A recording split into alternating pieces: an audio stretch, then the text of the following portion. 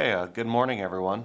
My name is Pierre Sabah. I'm a policy analyst with the Building Codes Division, and I would like to welcome you to our Rulemaking Advisory Committee on the alternate pathway for residential inspector certifications. I have with me virtually today Stephen Sims. He's our Training and Outreach Manager for the Building Codes Division. He will be an additional facilitator, so welcome, Stephen. And Thank you. We will get started. So thank you for joining today.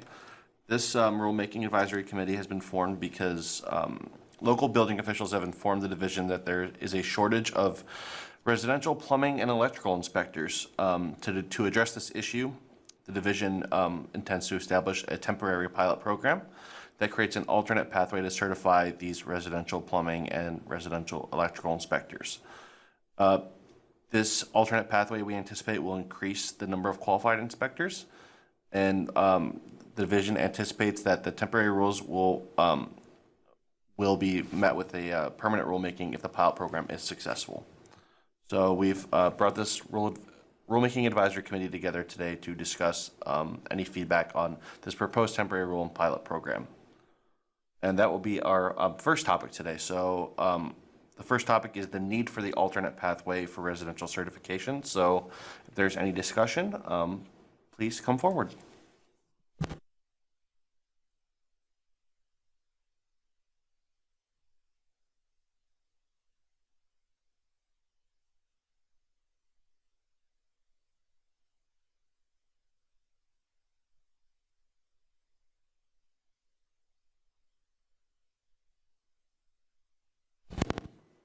Okay, if there is no discussion or feedback to consider for the first topic, we can move to the requirement portion of the alternate pathway.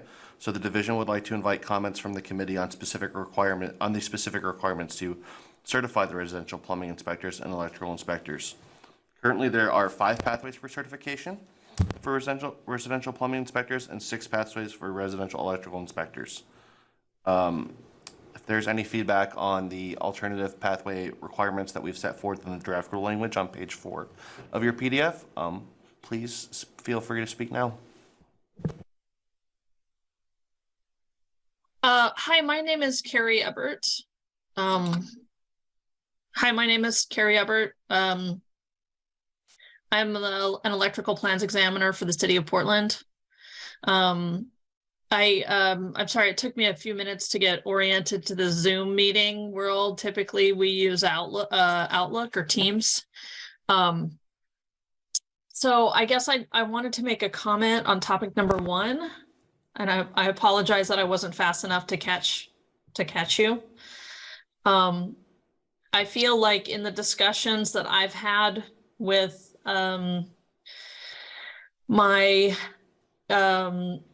my peers and associates that are already currently licensed as electricians, the barrier to becoming an inspector, at least in the Portland, Oregon jurisdiction, is not the pathway to certification. It's wages, pay and wages. And I know that that's not a topic that this board will discuss, wages in individual jurisdictions. But that was my comment, is that when I talk to people about this, that's the obstacle.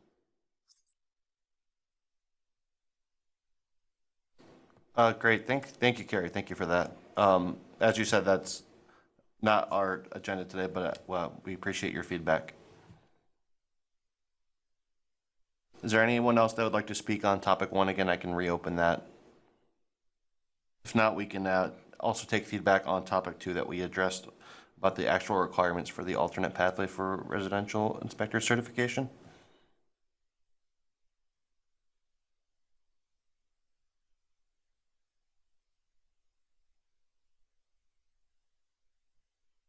Hi, it's me again, Carrie. I have a question. Yes, please, Carrie. So I took a moment to look up the OAR reference in the that references the 6 different pathways, 918, 10007. And number F says to successfully complete the division board's approved residential electrical inspector practicum. So is this alternative pathway that you're suggesting? Is that number 7 on the list, or is that is the alternate pathway the approved residential electrical inspector practicum? 1, 2, 3, 4, 5, 6. So the alternative pathway that we're talking about today would be number 7. Hi, Carrie.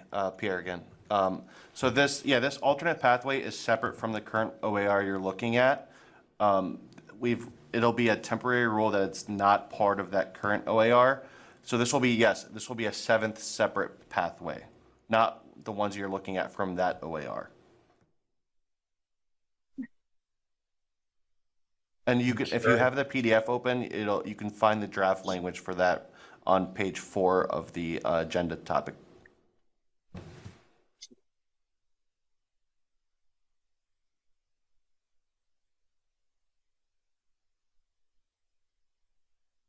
So have there been considerable obstacles to people taking the residential electrical inspector practicum? I'm not familiar with that program. If I may, Carrie, yes, it's a 24-week program that we run. And with the addition of now offering light commercial or B-level programs for plumbing and electrical, it's put a strain on our instructors. Instead of being able to offer 2 residential classes a year, we can only offer 1. So we are getting reports from building officials around the state that they have qualified people who can't get into a class, and they need an alternate path for them to become certified. Thus, the proposed alternate that's on page 4 of the PDF.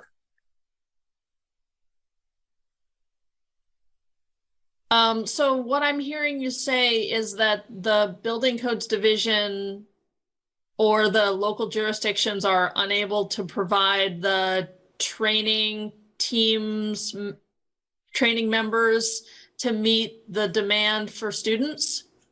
The division can't currently run enough classes to meet the demand for individuals who wish to qualify for the exam by going through the class. That's correct. Okay.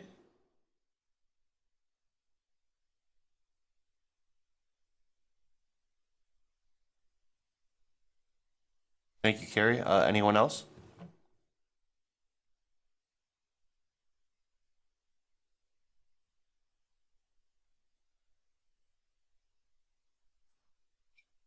Steve Madiaco, Southern Oregon chapter, ICC, City of Ashland building official.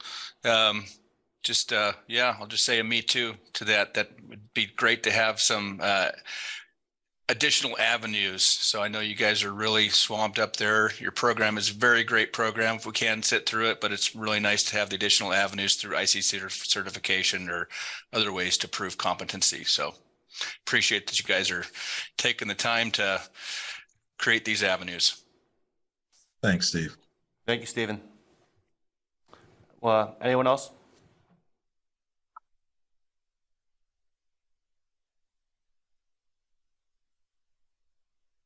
Hi, this is Carrie again. Hi, Carrie. Hi. Can you please describe what the let's see, it's alternate course, alternate pathway, section D, complete a building codes division orientation course on the Oregon residential electrical certification. Can you describe what that is, how long it is, what the requirements are? Certainly, and the details have not yet been built out, but if we're dealing with individuals who have a nationally recognized cert, they've got experience in doing residential inspections in another state for at least a year, They can verify that they've worked locally with or had 16 hours of ride-along time with a local building official. We still, that would tell us that they are competent in conducting residential inspections generally. We still want to make sure they understand the Oregon code, sections of the Oregon code, specifically dealing with plumbing or electrical respectively. So what we envision is an 8 to 10 hour class that we would put together, simply emphasizing portions of the residential code that are unusual or distinct to Oregon. We will initially offer that class in person, and we will, after we've run it a couple of times, we hope to turn it into an on-demand class so that if people have met the other prerequisites, they can simply sign up and access the course on demand in order to qualify to sit for the exam.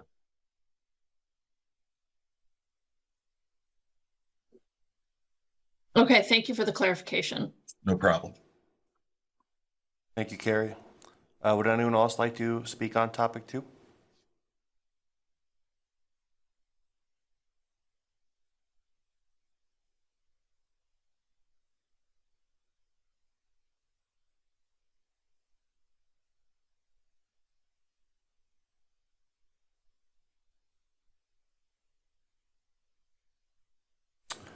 Hearing none, I will move on to topic 3, which is what are the potential fiscal and economic impacts of this rulemaking? With any rulemaking, the division is required to make particular note of the potential fiscal and economic impact that might result from new rules. So the division is requesting input from the committee on the nature and extent of any fiscal or economic impact that may be caused by this rule. If anyone would like to speak on this, please do so.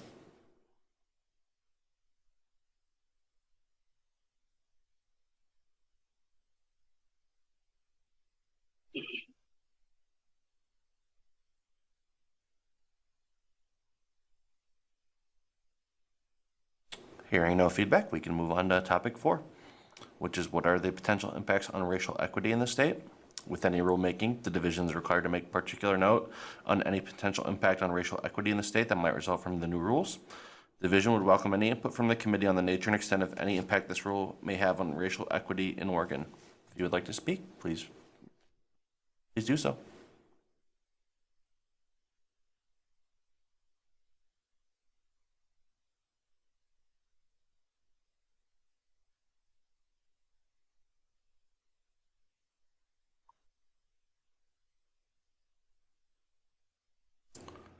Hearing none, I will open anyone to speak who may have joined late on any of the topics today, or if there's any other topics to discuss from the committee.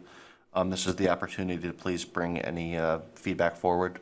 So please, if you would like to speak now about anything we've discussed today, the floor is yours.